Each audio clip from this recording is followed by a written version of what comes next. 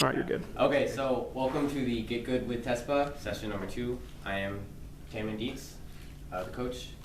Right. Okay, so who is Tanmandeets? What does he know about Hearthstone, and why should you listen to me? Let's see, I started playing Hearthstone right after Next Ramix came out. I'm on the UNT Tespa's Hearthstone team. Obviously, I'm the best member. My peak rank was 600 about on the Legend Ladder. That was in March last month. No, February last month. Yeah, February. My favorite deck is Dragon Priest, and I say my most successful is Combo Druid, and I also love Rogue. So, okay. Oh, here's me beating former 2014 World Championship Firebat, just so you know I'm legit. There's Tanmandeets, Firebat. Sorry. Can't read it. Okay.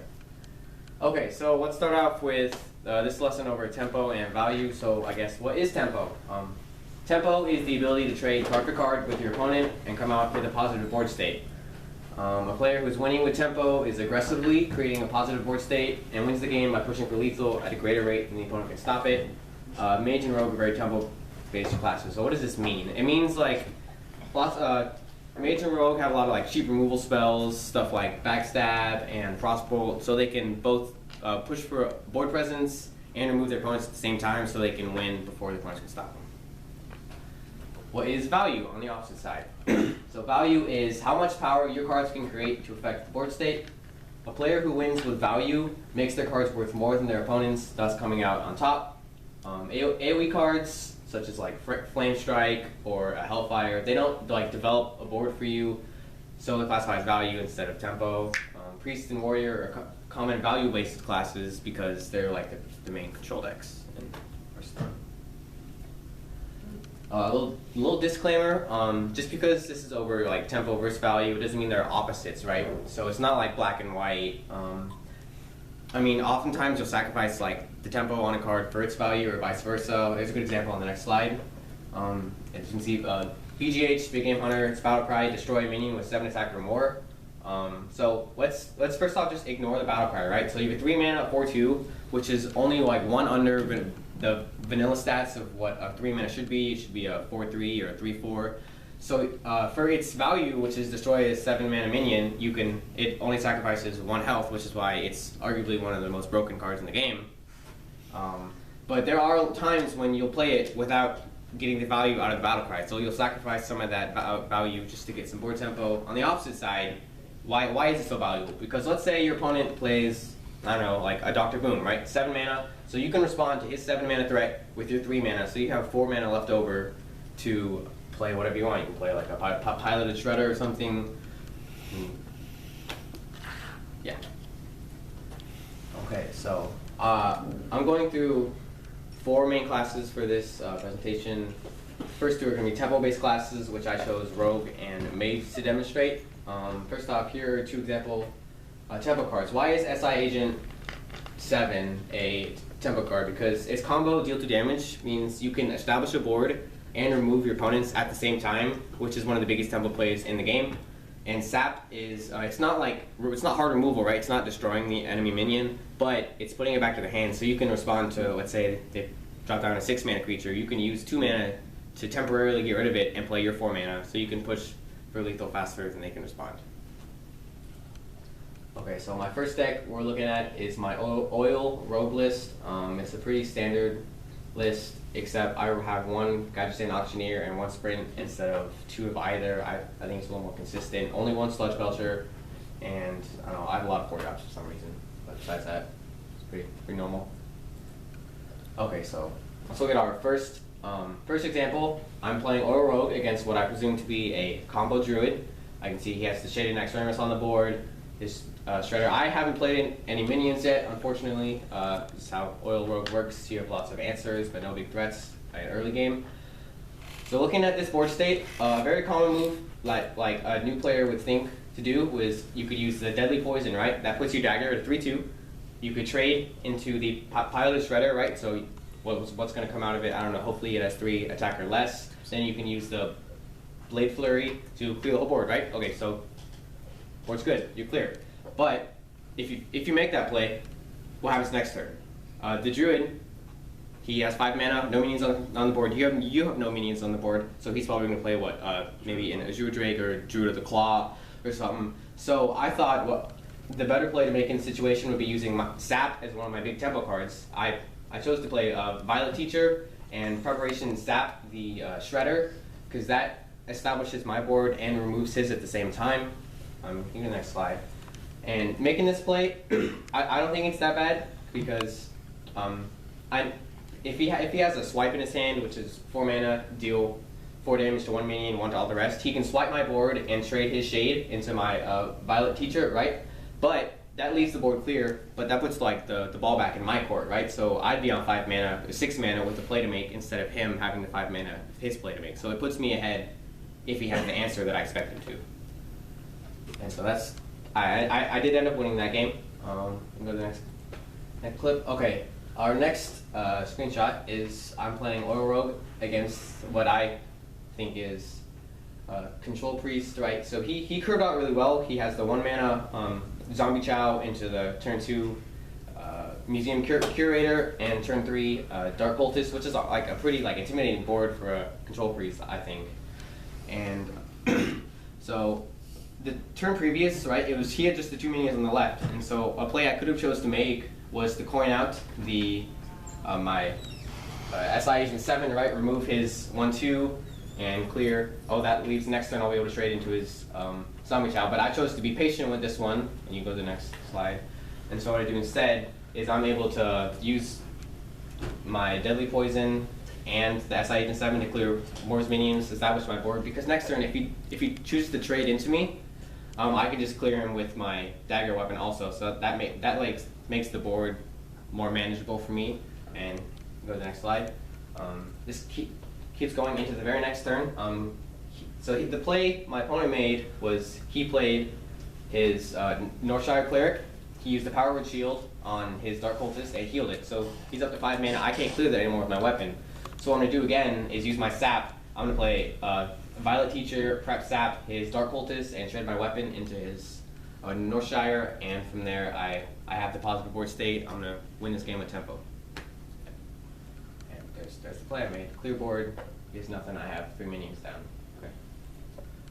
Our next tempo-based class I chose to use was Mage.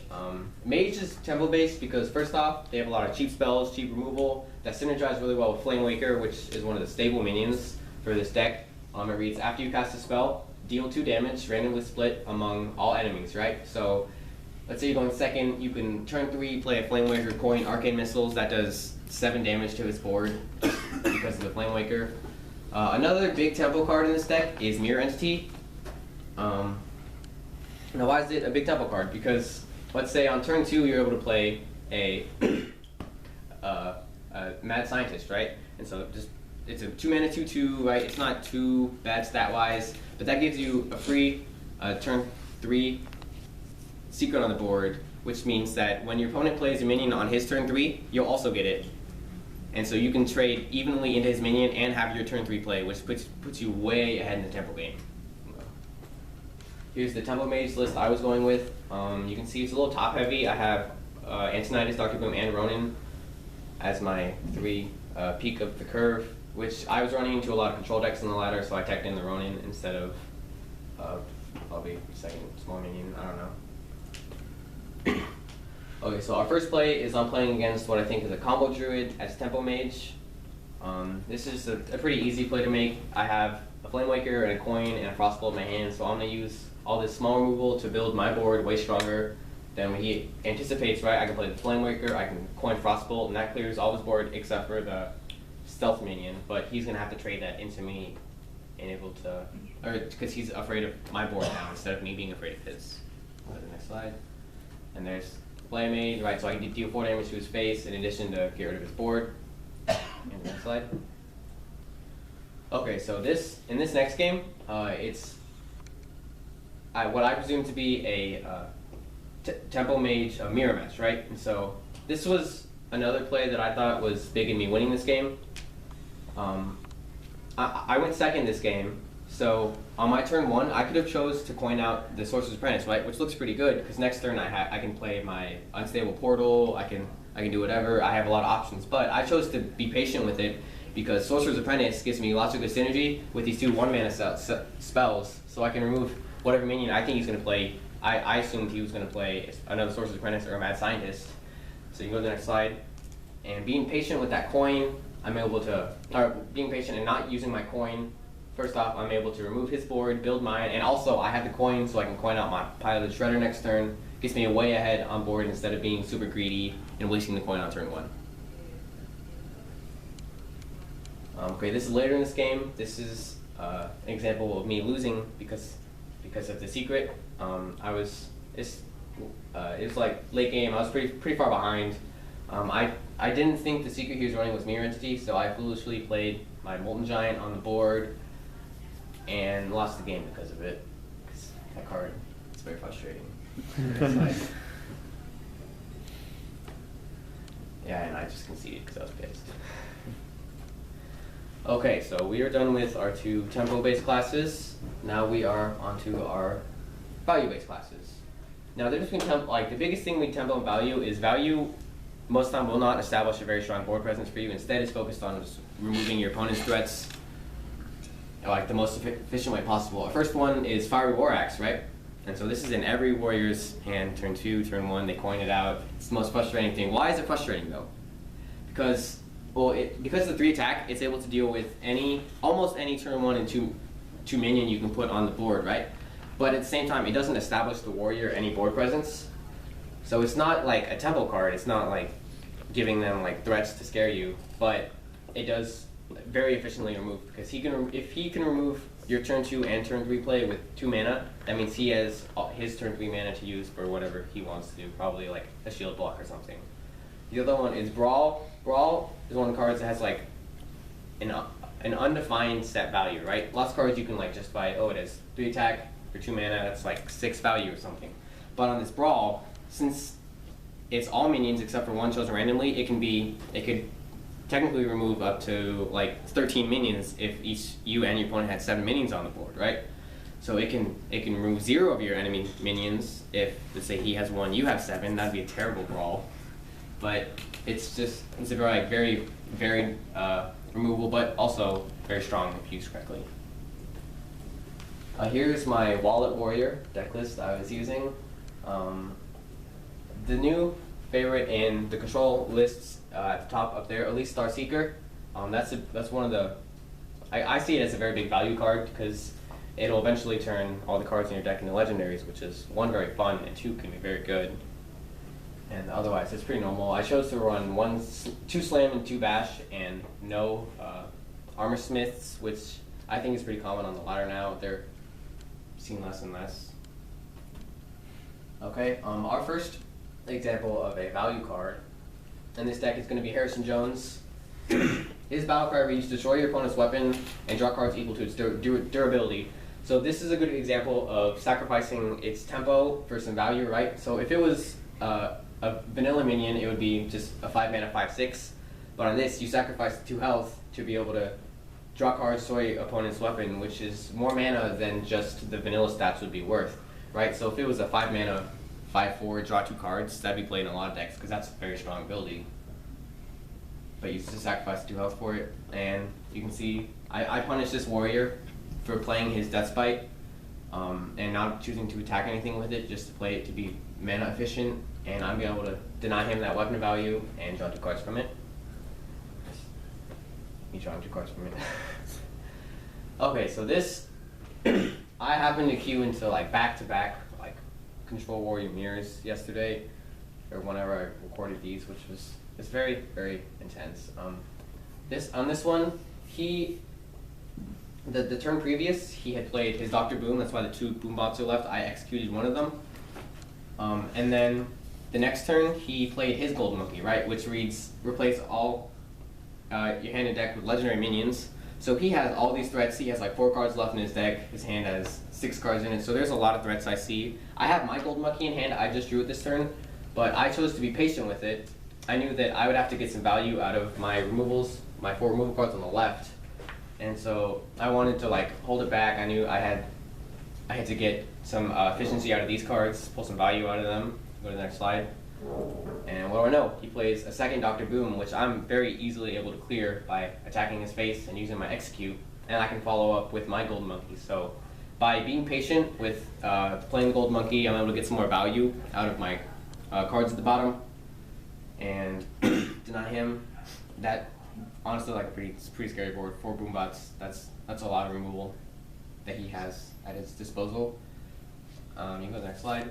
And I can punish him pretty hard for that. I attack his face, clear, get all these fun legendary minions. Let me go to the next slide.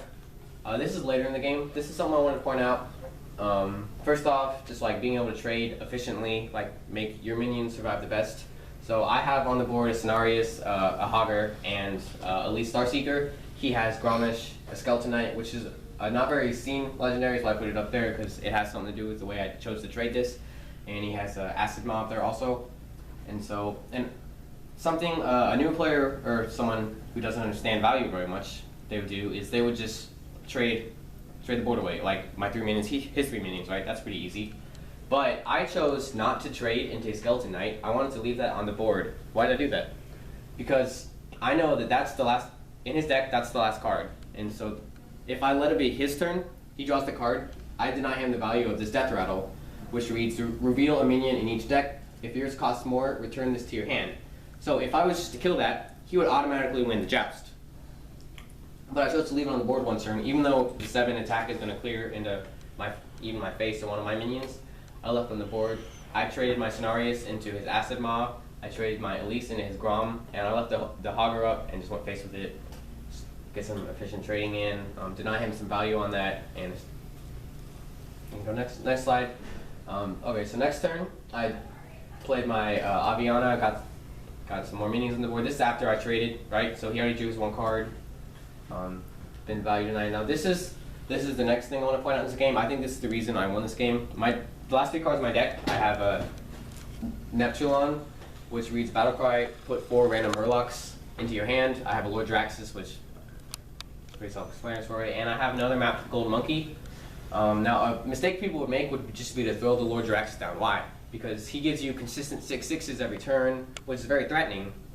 But in a fatigue battle, you don't want to take the health loss, right? So if I played him, I would lose all 21 of my armor and lose 15 health. So when I see that card, I essentially read Battlecry, lose 36 health from this point, which is just so bad in fatigue. I don't want to do that. Instead, you can go to the next slide. I chose to milk my Neptulon for some more value, right? I get these 4 minions on the board. I have another gold monkey to use, and I just ignore that Lord Draxus because I don't want to deal with that. That sounds like a good way to lose the game. So instead, I play the Neptulon, I play the gold monkey. Next slide. And look at that, I get way stronger legendaries than if I just played the Draxus. And I'm able to get lethal next turn with the Alexstrasza plus Ragnaros combo. Next slide. And won that very, very long, very tiring fatigue game.